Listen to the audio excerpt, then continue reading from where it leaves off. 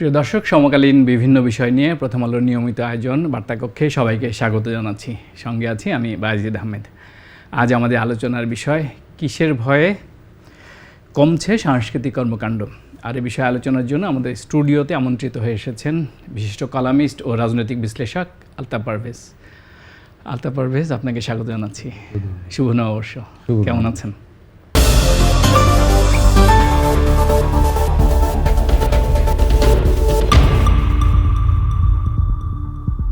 আজ বেশ আনন্দের সঙ্গে বাংলাদেশে পালিত হচ্ছে, উদযাপন করা হচ্ছে পহেলা বৈশাখ।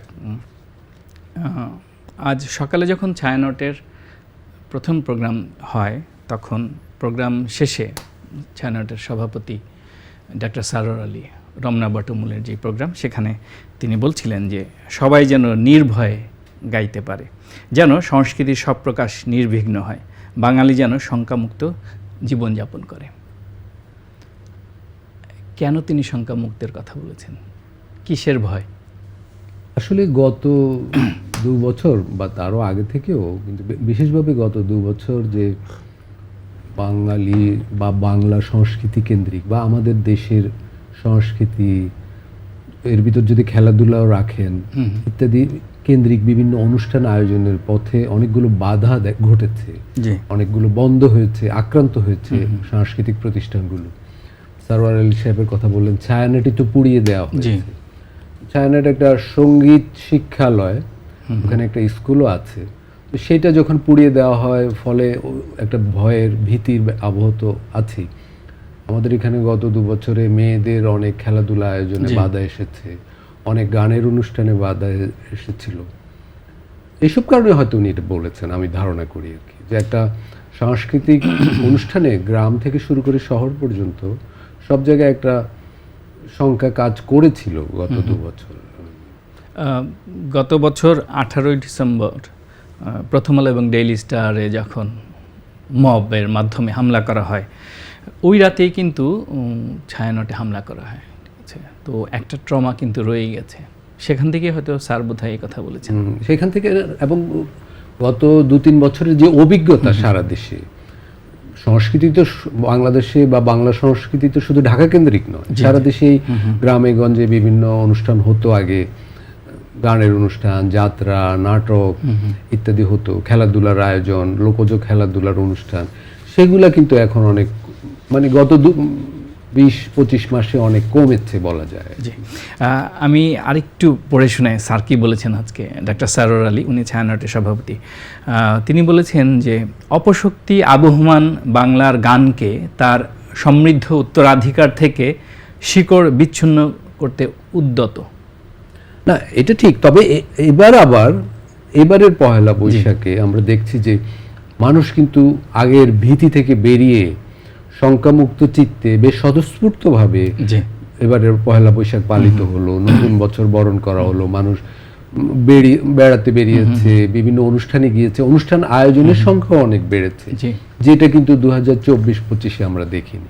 ফলে একটা ভীতি যেন ছিল, যেটা আসলে উনি ঠিকই বলেছেন, কিন্তু সেই ভীতি, শঙ্কা, বাধা অতিক্রম করে বাঙালি বা বাংলাভাষীরা এবং পাহাড়িরাও নিজেদের সংস্কৃতি নিয়ে অনুষ্ঠান করার, নতুন বছরকে বরণ করার একটা স্বতঃস্ফূর্ত চেষ্টা, আয়োজন কিন্তু এবার আমরা দেখেছি।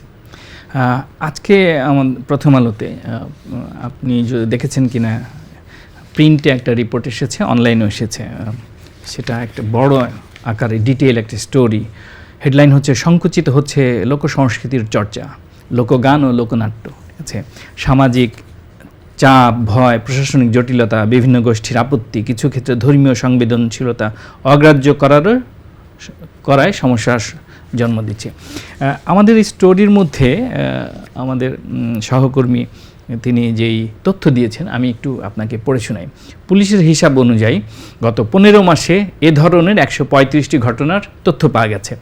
গত বছরের জুলাই থেকে ডিসেম্বর মাসে 94টি ঘটনা ঘটেছে, আর এবছরের জানুয়ারি থেকে মার্চ পর্যন্ত ঘটেছে 16টি ঘটনা।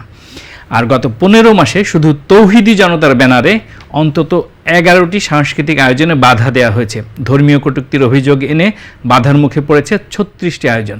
এর বাইরে নাটক মঞ্চায়িত করাকে কেন্দ্র করে ভাঙচুর, বাউল গানের অনুষ্ঠানে বাধা দান ও শহীদ মিনারের ভাঙচুরের মতো ঘটনাও ঘটেছে। না, এটা তো ঠিক। আমি যেটা শুরুতে বলেছি যে বিগত মাসগুলোতে বা বিগত বছরগুলোতে সব ধরনের সাংস্কৃতিক কর্মকাণ্ডে অনেক বাধা পাওয়া যাচ্ছে। এমনকি আমাদের এখানে যে ওই যে পপ সঙ্গীতের যে দলগুলো আছে তারাও অনেক আগে যেমন ইউনিভার্সিটিতে বিভিন্ন উপলক্ষে অনেক প্রোগ্রাম করতো। আমার কয়েকজন বন্ধু আছে গায়ক, ওরা বললো এখন আর ওই ইউনিভার্সিটিগুলো সাহস পায় না এই ধরনের অনুষ্ঠান। কিন্তু এবার আবার আমি বলবো যে সেই অবস্থা থেকে বেরোচ্ছি হয়তো আমরা। কিন্তু আপনি যেটা বললেন রিপোর্টে, তথ্যটা ঠিকই, কিন্তু কেন এটা ঘটছে এর দুটো ব্যাখ্যা আছে আসলে, বা দুটো দিক আছে, উভয় দিকেই গুরুত্বপূর্ণ। একটা হলো গ্রামীণ সমাজে মানে কৃষিভিত্তিক সমাজে কৃষি এখন অনেক দুর্বল হয়ে গেছে। আচ্ছা, মানে উৎসব পার্বণ এগুলো আয়োজনের জন্য তো একটা আর্থিক সামর্থ্যের প্রয়োজন আছে। আমরা আমাদের দেশের নগরায়ন বাড়ছে, কৃষিখাত সংকুচিত হয়ে পড়ছে এবং কৃষি সমাজের হাতে উদ্বৃত্ত থাকছে না উৎসব আয়োজনের মতো, এবং স্থানীয় সরকারও স্থানীয় শক্তি হারিয়ে ফেলছে। আমাদের স্থানীয় সরকার কাঠামোগুলো আগের যে গ্রামীণ ব্যবস্থা, ইউনিয়ন পরিষদ মেম্বাররা, চেয়ারম্যানরা, এমনকি যে পঞ্চায়েত ব্যবস্থা বা গ্রামীণ যে নিজস্ব সমাজ ব্যবস্থা, তার উপর কিন্তু শহরের রাজনীতির প্রভাবে সেগুলা এখন অনেক অকার্যকর হয়ে গেছে। তাহলে একদিকে আর্থিক সংকট, কৃষি সমাজের সংকোচন, দারিদ্র এবং স্থানীয় সমাজের সংকুচিত হওয়া মিলে ওই লোকজ অনুষ্ঠান, সাংস্কৃতিক অনুষ্ঠানও কমছে। এটা একটা কারণ, এটা হলো একটা কারণ। কিন্তু আরেকটা কারণ, এবং যেটা বড় হয়ে উঠছে, সেটা হলো ওই যে আপনি যেটা বললেন, তৌহিদি জনতার নামে বিভিন্ন রাজনৈতিক শক্তি, সামাজিক শক্তি বাঙালির সংস্কৃতি থেকে বাঙালিকে বিচ্ছিন্ন করার একটা পদ্ধতিগত চেষ্টা অনেক বছর ধরেই করছে, এবং বিগত অন্তর্বর্তীকালীন সরকারের আমলে এইটা বেগবান হয়ে একটা চূড়ান্ত অবস্থা আমরা দেখেছি। তো এইটা ব্যাখ্যা করা প্রয়োজন, এটা আসলে কি ঘটছে, কেন ঘটছে, তাৎপর্য কি। একটা হলো যে 24-এর যে গণ অভ্যুত্থান ঘটেছিল, সেখানে তো অনেক বিপ্লবী শক্তি, ছাত্র শক্তি, শ্রমিক শক্তি মানে সেই অভ্যুত্থানে নেতৃত্ব দিয়েছিল। কিন্তু সেই অভ্যুত্থানের ভিতর কিন্তু নানা ধরনের দক্ষিণপন্থী উপশক্তিও যুক্ত ছিল। অভিযোগ উঠেছিল যে একটি উগ্র ধর্মীয় সাম্প্রদায়িক গোষ্ঠীর উত্থান হয়েছিল, যাদেরকে নানানভাবে রাজনৈতিকভাবে পৃষ্ঠপোষকতা করা হচ্ছে। হ্যাঁ, ওই একটি নয়, আমি বলবো অনেক। এবং তারা সরকার যখন গঠিত হয়, সরকারের ভিতরেও তারা প্রভাবশালী হয়ে পড়েছিল। ফলে ওই 18 মাস অন্তর্বর্তীকালীন সরকার 18 মাসে এই ধরনের সাংস্কৃতিক কাজে বাধা বা খেলাধুলার কাজে বাধা, আপনি খেয়াল করেছেন যে আমাদের যে পাবলিক সিলেবাস, পাঠ্যসূচি থেকে সঙ্গীতকে বাদ দেওয়া হয়েছে। তো এটা কারো চাপে তো হয়নি, এটা সরকারি উদ্যোগ নিয়ে করেছে। এবং এটা করেছে কারণ সরকারের ভিতর ওই যে একটা দক্ষিণপন্থী প্রভাব সংগঠিতভাবে ছিল, ফলে ওই কারণেও একটা ঘটেছে। কিন্তু সরকারের বাইরেও আমি বলবো সামাজিকভাবে বহু বছর ধরে আমাদের সমাজকে অভ্যন্তরীণভাবে উপনিবেশিত করা, অর্থাৎ ইন্টারনালি কলোনিয়ালাইজ করার জন্য আমাদের সমাজের যে সাংস্কৃতিক ভাব সম্পদ, তার যে ভাষা, তার যে মেলা, তার যে সঙ্গীত, তার যে বিভিন্ন আয়োজন, সাংস্কৃতিক আয়োজন, তার যে গান, তার যে কবিতা, এগুলা থেকে তাকে বিচ্ছিন্ন করার একটা পদ্ধতিগত প্রচেষ্টা বিভিন্ন মহল থেকে চলছিল। এইটা আমি বলবো এইটারই একটা সফলতা, কোট অ্যান্ড কোট, বা তাদেরই একটা প্রচেষ্টার সফলতা বা অপচেষ্টার সফলতা আমরা দেখেছি বিগত মাসগুলো। বাঙালির হাজার বছরের সংস্কৃতির অংশ হচ্ছে যাত্রাপালা, পুতুল নাচ, তারপরে পালা গান, বাউল গান। তো এগুলো আমাদের গ্রামীণ যে বিনোদনের গুরুত্বপূর্ণ মাধ্যম। আমরা দেখেছি গত 22 মার্চ সিলেটের বিশ্বনাথে ইব্রাহিম শাহের মাজার, সেটা 100 বছরের পুরনো, সেখানে শতাধিক লোক অতর্কিতে এসে হামলা করেছে। সেখানে মিউজিক্যাল যে ইনস্ট্রুমেন্ট ছিল সেগুলো হামলা করে ভেঙে ফেলেছে, চেয়ার টেবিল যেগুলো ছিল সেগুলো ভেঙে ফেলা হয়েছে, এবং আয়োজকদেরকে বলা হয়েছে ভবিষ্যতে এই ধরনের গান বাজনা, ইসলাম বিরুদ্ধ কর্মকাণ্ড করলে আবারও হামলা করা হবে। না, এই যে আপনি বললেন, আসলে এইটার একটা আমি পটভূমিটা বলতে চাই আর কি। দেখুন, আমরা তো 1757-তে একবার কলোনিয়ালাইজ হলাম, পলিটিক্যালি আর ইকোনমিক্যালি, রাজনীতিক ও অর্থনৈতিকভাবে। 47-এ দেশ স্বাধীন হলো, আমরা আবার পাঞ্জাবিদের দ্বারা কলোনিয়ালাইজ হলাম, সেটাও রাজনৈতিকভাবে অর্থনৈতিকভাবে। পাঞ্জাবিরা চেষ্টা করলো আমাদের রাজনৈতিক উপনিবেশের পাশাপাশি আমাদের সংস্কৃতিতে আক্রমণ করলো, বাংলা ভাষার উপর, বাংলা ভাষাকে কোণঠাসা করার একটা চেষ্টা হলো। তার বিরুদ্ধে কিন্তু বাঙালি দাঁড়ালো 52-তে, এবং সেই যে দাঁড়ালো, ভাষাকেও সে রক্ষা করলো, আবার সেই 52 দাঁড়ানোরই ফল হলো 71-এর মুক্তিযুদ্ধ। অর্থাৎ নিজের সংস্কৃতি রক্ষা করতে যেয়ে, ভাষাকে রক্ষা করতে যেয়ে বাঙালি কিন্তু একটা দেশই গড়ে ফেলল। কেন এটা হলো? কারণ ভাষা হলো একটা সাংস্কৃতিক ভাব সম্পদের কেন্দ্রীয় উপাদান। ভাষাকে কেন্দ্র করে চিন্তা গঠিত হয়, মানে ভাষাকে কেন্দ্র করেই ওই অর্থে রাজনীতি দাঁড়ায়, ক্ষমতার প্রকাশ ঘটে। ফলে বাঙালি ওই ভাষাকে রক্ষা করতে গেল এবং সে বুঝতে পারলো যে আমার ভাষাকে বাঁচাতে হবে। কিন্তু 71-এর পর থেকে আমরা একটা রাষ্ট্র পেয়েছি বটে, কিন্তু আমি বলবো 80-র পর থেকে আমাদের সংস্কৃতিকে লক্ষ্য করে, টার্গেট করে আরেক ধরনের উপনিবেশিক শক্তি কাজ করতে শুরু করেছে। এটা কেন করেছে? ওরা যে এইটাকে এবার সাংস্কৃতিকভাবে কলোনিয়ালাইজ করব, এবার আমরা মধ্যপ্রাচ্যের দিক থেকে বিভিন্ন ধরনের সাংস্কৃতিক আগ্রাসনের শিকার হলাম। এটা শুধু বাঙালিয়ানার বিরুদ্ধে নয়। আপনাকে আমি বলি, আমরা এখন যেমন আমি গ্রামে নোয়াখালীতে নামাজ শুনেছি, খোদা হাফেজ শুনেছি, ঈদ মোবারক শুনেছি, এখন ঢাকায় এসে শুনছি যে নামাজ বলা যাবে না, সালাত বলতে হবে। আচ্ছা, তারপরে এবার ঈদ মোবারকও বলা যাবে না, এরকম মানে ইসলাম মোবারক না বলে কি বলবেন, মানে এরকম একটা ফতোয়া এইবারই আমি প্রথম দেখলাম আর কি। আচ্ছা, তারপরে এরকম ইসলামের নানা বিষয়েও নানা ধরনের, ওই যে আমি বলবো যে আমাদের যে ইসলাম, বঙ্গের যে ইসলাম, বঙ্গের ইসলাম তো আমরা একভাবে আমাদের পূর্ব প্রজন্ম এখানে ইসলাম গ্রহণ করেছে, আমাদের ইসলামের একটা স্বকীয়তা আছে, বিশ্বের সব অঞ্চলেরই ইসলামের একটা স্বকীয়তা আছে।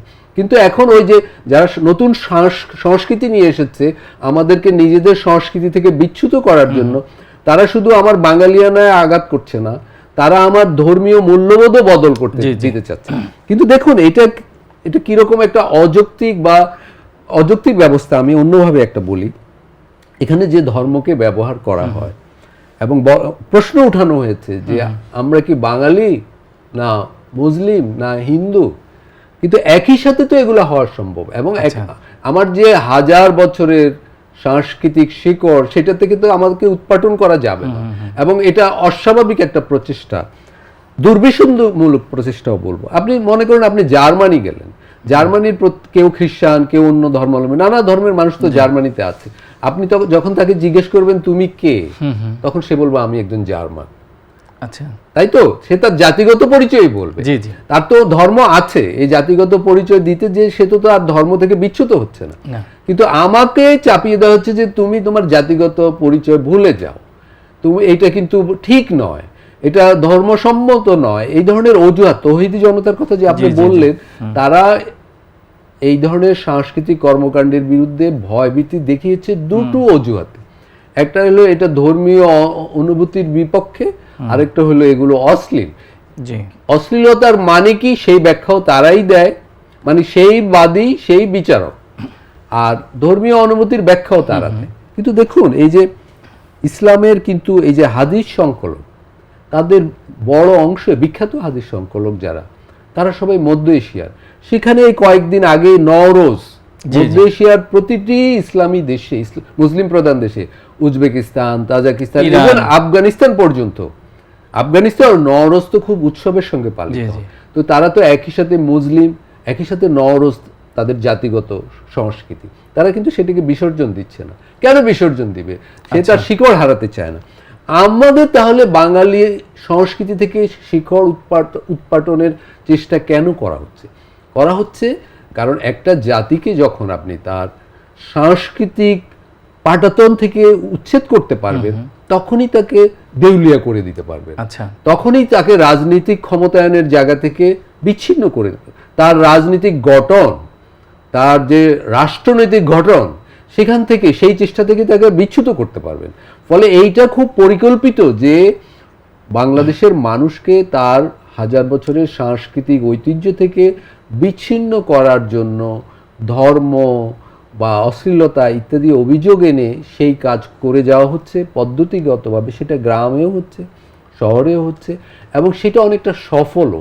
তারই বিবরণ দিলেন আপনি যে গত 15 মাসে 100-200 অনুষ্ঠান করাই যায়নি। এটা কি এর পেছনে কি রাজনৈতিক উদ্দেশ্য নাকি ধর্মীয় উদ্দেশ্য আছে? না, এটা আমি বলবো প্রকল্পগুলো রাজনীতি, কিন্তু এটাকে আপনি প্রকল্প বলছেন? হ্যাঁ, আমি এগুলোকে প্রকল্প বলছি। এগুলো একটা কর্মসূচি আকারে আচ্ছা, আসছে। আচ্ছা, যে মনে করেন ইস্ট ইন্ডিয়া কোম্পানিতে এখানে এসেছিল অর্থনৈতিক প্রকল্প নিয়ে। জি জি।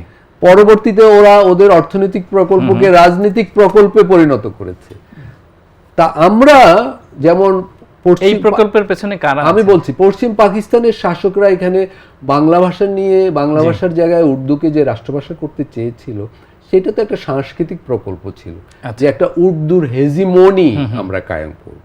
দুই পাকিস্তান বাংলা কোণঠাসা হয়ে থাকে, কিন্তু বাংলাভাষীরা যখন তার বিরুদ্ধে দাঁড়ালো, তারা কেন দাঁড়ালো? তারা দাঁড়ালো যে বাংলার হেজিমনি আমরা রক্ষা করব, কারণ বাংলা আমার অস্তিত্বের একটা ভর কেন্দ্র, এর উপরই আমার চিন্তা, এর উপরই আমার ক্ষমতায়ন, আমার যাবতীয় কিছু আমার ভাষার উপর, আমার সংস্কৃতি, আমার গান, আমার কবিতা, সবকিছু।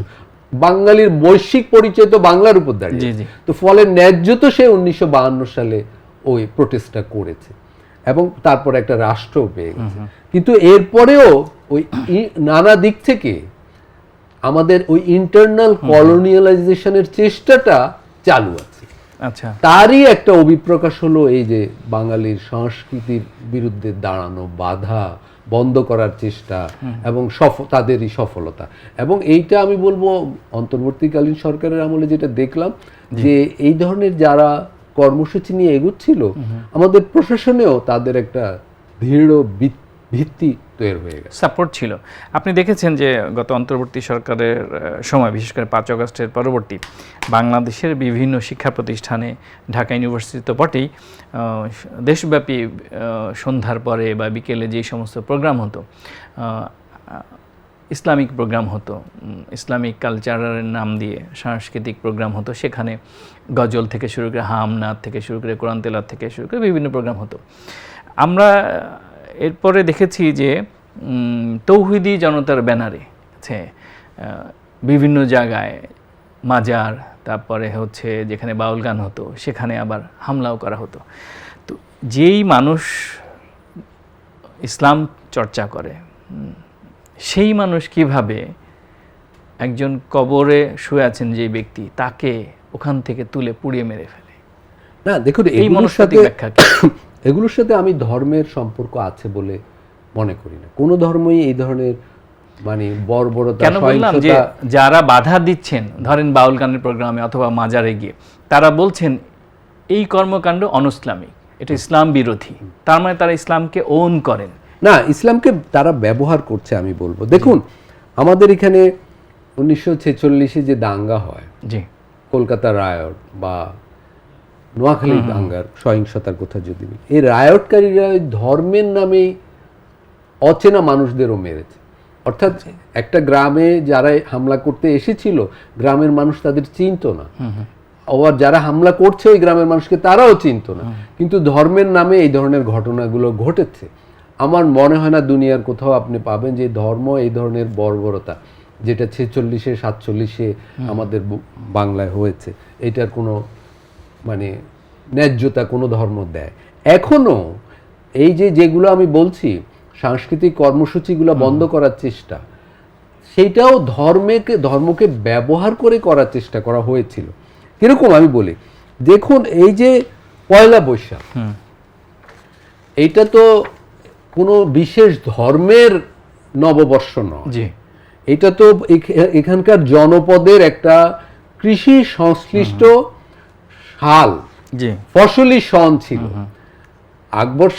বাদশাহ আকবর ফতেহ সিরাজিকে দিয়ে হিজরি মানে আগের সন ব্যবস্থাকে সংস্কার করিয়েছিলেন। কেন করিয়েছিলেন? যে আগে যে গণনার, সাল গণনার, মাস গণনার ব্যবস্থা ছিল, সেটা আমাদের এখানকার কৃষির সাথে সামঞ্জস্যপূর্ণ ছিল না। আমাদের যে কৃষির যে মৌসুম, আবহাওয়ার যে মৌসুম, তার সাথে হিজরি সালের মিল ছিল না। মানে মৌসুম আর খাজনার একটা সমন্বয় করতে গিয়ে তিনি আকবর এই সাল ব্যবস্থার সংস্কার করান ফতেহ সিরাজিকে। এবং এই যে এখানে যারা কৃষির সাথে যুক্ত ছিল, তারা যে খাজনা দিত, যাদেরকে দিত, অর্থাৎ যারা খাজনা নিত এবং যারা দিত, এবং তার উপর যে মোগল শাসকরা, তারা তো কেউ কোনো বিশেষ ধর্মের নয়। তাদের এখানে মুসলিমও ছিল, হিন্দুও ছিল, অন্য ধর্ম, বৌদ্ধও ছিল, এখানে নানা ধর্মের মানুষ এসেছে। এবং এই যে শাল ব্যবস্থা, বৈশাখ, জ্যৈষ্ঠ, চৈত্রে বিভিন্ন পার্বণ, এখানে বলা হতো বাঙালির 12 মাসে 13 পার্বণ, নানা অনুষ্ঠান। এখন হয়তো আমাদের সমাজ এত পার্বণ করতে পারে না, আর্থিক দারিদ্র্যের কারণে বা নগরায়নের কারণে বা বিদেশি সংস্কৃতি অনুসরণের কারণে সেগুলো থেকে আমরা সরে গেছি। কিন্তু আমাদের বৈশাখ রয়ে গেছে, বা বাংলা নববর্ষ রয়ে গেছে, বাংলা সাল রয়ে গেছে। তো এর সাথে তো ধর্মের কোনো জায়গা, এগুলো সকল ধর্মের অনুষ্ঠান। তো এইটাকে ধর্মীয় দিক থেকে গ্রহণযোগ্য নয়, এটা আপনি ঠিকই বলেছেন, এরকম ফতোয়া এসেছে, কিন্তু এই ফতোয়ার কোনো বাস্তব ভিত্তি নেই। এগুলো আমি শুরুতে যেটা বলেছিলাম, এটা হলো যে আমাদের এখানকার জনপদকে, এখানকার মানুষকে তার সাংস্কৃতিক শিকড় থেকে বিচ্ছিন্ন করার কাজে ধর্মকে শুধু ব্যবহার করা হয়েছে, কিন্তু মানুষ সেটা গ্রহণ করেছে বলে তো মনে হয় না। এবার তো ব্যাপকভাবে পয়লা বৈশাখ বা নববর্ষ পালিত হলো, এবং সরকার যদি দৃঢ় থাকে, দেখুন এখনো যদি অন্তর্বর্তীকালীন সরকার থাকতো, এবারের মতো বৈশাখ এত স্বতঃস্ফূর্তভাবে পালিত হতো কিনা সন্দেহ ছিল। তার মানে সরকার যদি চায় আইন শৃঙ্খলা পরিস্থিতি ভালো রাখতে পারে, তারা মব নিয়ন্ত্রণ করতে পারে, তারা মানুষকে তার স্বাভাবিক ইচ্ছার প্রকাশ হিসাবে সাংস্কৃতিক কাজ করতে দিতে পারে, তাহলে এখানে রাষ্ট্রের, সরকারের একটা গুরুত্বপূর্ণ ভূমিকা আছে। আলতাফ ভাই, আমি একটা সম্পূরক প্রশ্ন অবশ্যই করছি। ধরেন আমরা অধ্যাপক ইউনূসের নেতৃত্বাধীন অন্তর্বর্তী সরকার দেখেছি, ওই সময়ে সারা দেশে মবের রাজত্ব ছিল, বিভিন্ন মাজারে ভাঙচুর হয়েছে, পুড়িয়ে দেওয়া হয়েছে, বিভিন্ন সাংস্কৃতিক কর্মকাণ্ড, বাউল গান, পালা গানের উপর হামলা হয়েছে। এখন তো রাজনৈতিক সরকার, নির্বাচিত সরকার। আমরা দেখলাম কুষ্টিয়া দৌলতপুরে যে আব্দুর রহমান ওরফে শামীম, যে তাকে একদম দিনে দুপুরে তাকে কুপিয়ে মেরে ফেলা হলো। এটা তো রাজনৈতিক সরকারের সময় ঘটলো। এটা কি ওই অন্তর্বর্তী সরকারের সময়ে যেভাবে তৌহিদি জনতার নামে এইভাবে মব তৈরি করা হতো সেটারই পরম্পরা? হ্যাঁ, এটা সেটারই পরম্পরা বলতে পারেন, এবং এখানে তো সরকারের দায়িত্ব আছে, সরকার এটা থামাতে পারেনি এবং সহিংসতা ঘটেছে। আমরা 19 জনকে শনাক্ত করা হয়েছে, কিন্তু এখন পর্যন্ত না, এখন একজনকে হত্যা করার পর শনাক্ত করেই বা কি হবে? ঘটনা তো ঘটে গেছে, এবং সেখানে তো স্থানীয় প্রশাসন সময়োচিত পদক্ষেপ নিতে পারেনি বলেই এই ঘটলো। এটা প্রশ্ন হলো, আমি যেটা আগে বলেছি যে অনেক দিন থেকে আমাদের সমাজে এই যে মাজার ভাঙা বা সাংস্কৃতিক অনুষ্ঠানের বিরুদ্ধে আক্রমণ, বাধা দেওয়া, আমাদের শিক্ষা ব্যবস্থা, পাঠ্যসূচি থেকে সঙ্গীত, চিত্রকলা এগুলাকে বাদ দেওয়া, এগুলাকে বিদাত বলে প্রচার চালানো, ইসলাম বিরোধী বলে বা ধর্ম বিরোধী ইত্যাদি বলা, এগুলা তো আমি আগেই বলেছি, এগুলো হলো একটা প্রকল্প, একটা কর্মসূচি, এগুলো হঠাৎ শুরু হয় নাই, এগুলা দীর্ঘদিন থেকে চলছে, তার একটা চূড়ান্ত অভিপ্রকাশ এখন আমরা দেখছি। কিন্তু অধ্যাপক ইউনূসের নেতৃত্বাধীন সরকার, সেই সরকারের কাছে তো মানুষের প্রত্যাশা ছিল, এই সরকার অনেক বেশি সচেতন ছিল, তারা কি এই আপনার যে মত সেই প্রকল্প ধরতে পারেনি? না, অন্তর্বর্তীকালীন সরকার আমি বলবো যে এটা প্রতিরোধ তো করেইনি, তারা অনেক ক্ষেত্রে নীরবও ছিল, উস্কিয়েও দিয়েছে। আমরা দেখেছি প্রথম আলোতে হামলা হয়েছে, ডেইলি স্টারে হামলা হয়েছে, যেমন তারা নির্বিকার ছিল। তারা কয়েকজন গুরুত্বপূর্ণ কর্মকর্তা বলেছেন এটাকে মব বলা যাবে না, এটাকে প্রেসার গ্রুপ বলতে হবে, দিস দ্যাট। তার মানে এগুলো তো একটা পরোক্ষ ভাবে ইন্ধন ছিল, উৎসাহিত করা। কিন্তু এখনো সরকার, এই নির্বাচিত সরকারের আমলেও ঘটছে, এটাই তো আপনার প্রশ্ন। আমি বলছি ওই যে সামাজিক ভাবেই তো এটা এগিয়েছে, এই শক্তিগুলো, এই প্রচেষ্টাগুলো, এই কর্মসূচিগুলো, যে বাংলাদেশের মানুষ বা বাংলাভাষী বা এখানকার জনপদকে তার সাংস্কৃতিক সম্পদ, তার ভাব সম্পদ, যেটা একই সাথে তার রাজনৈতিক সম্পদও বটে, সেই সাংস্কৃতিক সম্পদ থেকে তাকে বিচ্ছিন্ন করে ফেলো, তাকে দেউলিয়া করে ফেলো। তো সেই প্রচেষ্টাগুলো এই সরকারের আমলেও যে হচ্ছে, এটা হলো সরকারকে পরীক্ষা করা হচ্ছে, ওই শক্তিগুলো সরকারকে পরীক্ষা করছে যে সরকার এখন কি করে, তারা দেখতে চায়। মানে তারা এখানে এটা সরকারকে একটা সরকারের জন্য উস্কানি মনে। এখন প্রশ্ন হলো, এক্ষেত্রে সরকার তো অবশ্যই আইন শৃঙ্খলা রক্ষায় ভূমিকা রাখবে, মানুষকে নিরাপত্তা দেবে, কিন্তু শুধু এককভাবে কোনো সরকার এটা পারবে না, যদি না সামাজিক শক্তিগুলো জি এখানে 52র মতো বাঙালি যদি তার সাংস্কৃতিক ভাব সম্পদ রক্ষায় আবারও সক্রিয় না হয়, তাহলে সে দেউলিয়া হয়ে যাবে। এটার জন্য শুধু কোনো সরকারকে আমরা দোষ দিয়ে পারবো না, এটার জন্য মানুষকেই দাঁড়াতে হবে। আপনার ভাষা যদি বাংলা হয়, বাংলার উপর আক্রমণ আসলে আপনাকেই দাঁড়াতে হবে। আমার ভাষা যদি জার্মান হয়, জার্মান সংস্কৃতির বিরুদ্ধে আক্রমণ হলে আমাকেই দাঁড়াতে হবে। এটা মানে যুক্তরাষ্ট্র এসে মানে আমাকে দাঁড় করিয়ে রাখতে পারবে না। যেই দেশের মানুষের, যেই অঞ্চলের মানুষের মধ্যে সাংস্কৃতিক বিকাশ এবং জাগরণ ঘটেছিল, আপনি কি মনে করেন খুব প্রকটভাবে সেই অঞ্চলের মানুষের মধ্যে ধর্মীয় জাগরণ সৃষ্টি হয়েছে? না, আমি বলবো এটা ধর্মীয় জাগরণটা সমস্যা নয়, এটা হলো ঢুকেছে, এইটা হলো ধর্মকে ব্যবহার করে বেশ শক্তিশালী অনেকগুলো মহল এখানে আমাদের জাতিগত পরিচয়কে আড়াল করার একটা প্রকল্প নিয়েছে। এখানকার মানুষের তো কেউ না কেউ কোনো না কোনো ধর্মের অনুসারী, কেউ হিন্দু, বৌদ্ধ, খ্রিস্টান, মুসলমান সবই আছে। আমাদের অঞ্চলের একটা মানে শক্তির দিক হলো এখানে বহু ধর্মের মানুষ, বহু সংস্কৃতির মানুষ আছে। আমাদের এখানে অন্তত 20টা জাতি আজকে নববর্ষ পালন করছে। তাইলে এই জাতিগুলোর সবারই তো ভিন্ন ভিন্ন ধর্ম আছে, ফলে ধর্মকে আমি এখানে সমস্যা মনে করছি না, কিন্তু এই ধর্মকে ব্যবহার করে এক কোট অ্যান্ড কোট আপনার ভাষায় তথাকথিত তৌহিদি জনতা এখানকার মানুষের জাতিগত পরিচয়টাকে ধ্বংস করা, আড়াল করা, খর্ব করা, দুর্বল করার মানে পরিকল্পিত চেষ্টা চালিয়ে যাচ্ছে।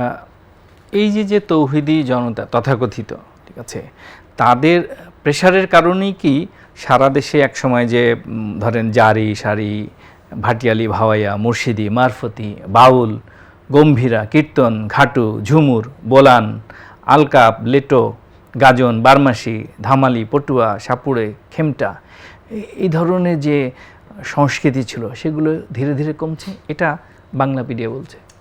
না, এটার আমি 2-3টি কারণ আছে। এটা শুধু ওই ধর্মীয় অপব্যাখ্যাকারীদের এটার জন্য আমি দায়ী করব না, বা এটা হলো একটা কারণ। আমি শুরুতে বলেছি যে কৃষি সমাজের, গ্রামীণ সমাজের সংকোচন, তার দুর্বল হয়ে যাওয়া, তার সংস্কৃতিকে দুর্বল করে দিয়েছে। আচ্ছা, একটা গ্রামের মানুষ যদি ধান আবাদ করে প্রতি বছর লোকসান দেয়, তাহলে বৈশাখে ফসল উঠার পরে সে আর উৎসব করবে কি দিয়ে? তারা তো উদ্বৃত্ত জমা হচ্ছেন।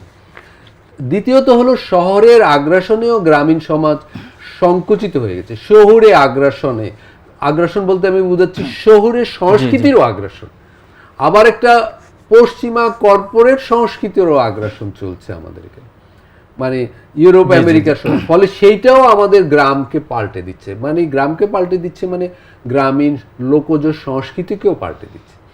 আবার হলো এইখানে স্বাধীনতার 55 বছর পরেও মানুষের প্রতিনিধিত্বশীল সরকার তো হলো না। মানে মানুষের প্রতিনিধিত্বশীল বলতে আমি বুঝাচ্ছি মানুষ ভোট দেয়, সুষ্ঠু ভোট হয়, সুষ্ঠু পার্লামেন্ট হয়, সরকার গঠিত হয়, কিন্তু মানুষের আকাঙ্ক্ষার প্রত্যাশার প্রতিনিধিত্বকারী এবং বাস্তবায়নকারী সরকার তো আমরা পাচ্ছি না।